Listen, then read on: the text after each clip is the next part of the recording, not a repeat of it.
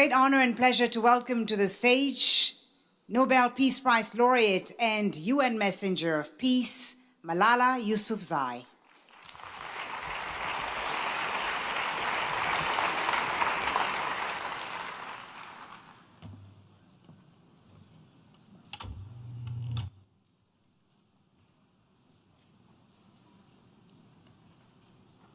Seven years ago, I stood on this platform, hoping that the voice of a teenage girl who took a bullet in standing up for her education would be heard.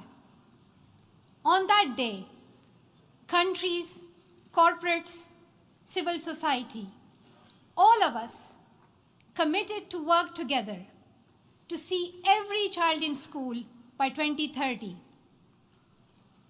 Yet halfway to that target date, we are facing an education emergency.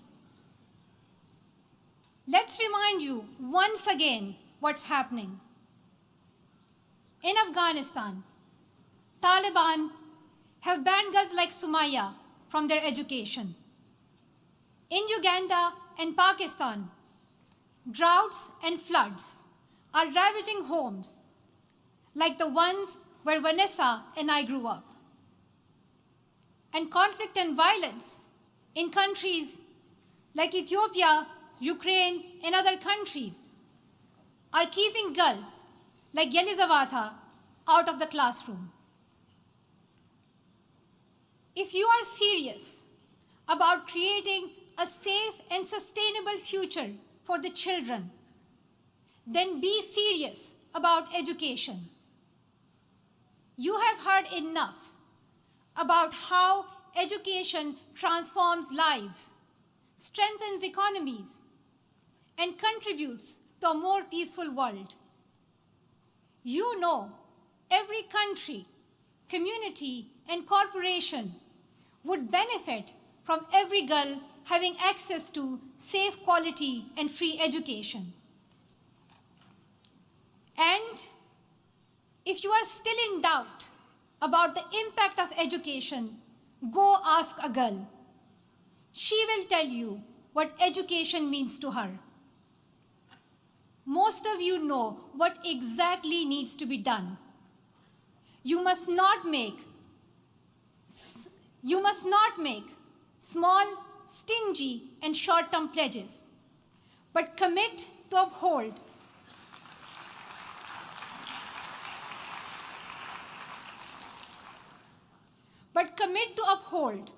the right to complete education and close the funding gap once and for all. You must use the power you have to take action. Allocate 20% of your budgets to education. High-income countries increase aid, cancel debts, and set fair global tax system so that low-income countries can spend more on girls. Remove gender bias from curricula, improve content, and make schools safe for girls. And work together with those who are the closest to the challenges to transform education. Today, you have heard from Vanessa, Sumaya, and Yelizaveta. They join millions of young people from around the world who have written demands in the Youth Declaration, and they stand ready to lead the way. Soon, you will hear from young leaders, Ulysses and Karimot, on behalf of youth around the world. I hope in another 7 years, we will speak to you again, but instead of urging you to help us, we will be cheering and celebrating the progress you have made for girls. When you leave this room today, please ask yourselves, how many more generations are you willing to sacrifice? How long will you make girls wait for what you have promised? How many more times do we have to stand on this stage to be heard?